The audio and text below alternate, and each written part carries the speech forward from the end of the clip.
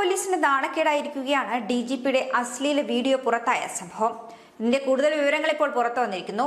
DGPക്കൊപ്പം ഈ വീഡിയോയിലുള്ളത് സഹപ്രവർത്തകയായ പോലീസ് ഉദ്യോഗസ്ഥയാണെന്നാണ് ഇപ്പോൾ പുറത്തുവരുന്ന വിവരം. 8 വർഷം മുൻപത്തെ വീഡിയോയാണ് ഇപ്പോൾ പുറത്തു വന്നതെന്നാണ് സൂചന. ഓഫീസ് സമയത്ത് ക്യാബിനിലെത്തിയ സഹപ്രവർത്തകയെ സിവിൽ റൈറ്റ്സ് എൻഫോഴ്സ്മെന്റിന്റെ ചുമതല വഹിക്കുന്ന DGP K. രാമചന്ദ്ര റാവു ആലിംഗനം ചെയ്യുന്നതും ചുംബിക്കുന്നതുമാണ് ദൃശ്യങ്ങളിൽ കാണുന്നത്. ഓഫീസിനുള്ളിൽ നിന്ന് തന്നെ ചിത്രീകരിച്ച ദൃശ്യമാണിതെന്നാണ് വീഡിയോയിൽ നിന്നും വ്യക്തമാകുന്നത്. വിവിധ ദൃശ്യങ്ങൾ കൂട്ടിച്ചേർത്തുള്ള 47 സെക്കൻഡ് ദൃശ്യമാണ് സോഷ്യൽ മീഡിയയിൽ പ്രചരിക്കുന്നത്. ഓഫീസ് സമയത്ത് DGPയുടെ ക്യാബിനിലെത്തിയ സഹപ്രവർത്തകയെ DGP ചുംബിക്കുന്നതും ആലിംഗനം ചെയ്യുന്നതും ദൃശ്യങ്ങളിൽ വ്യക്തമാണ്.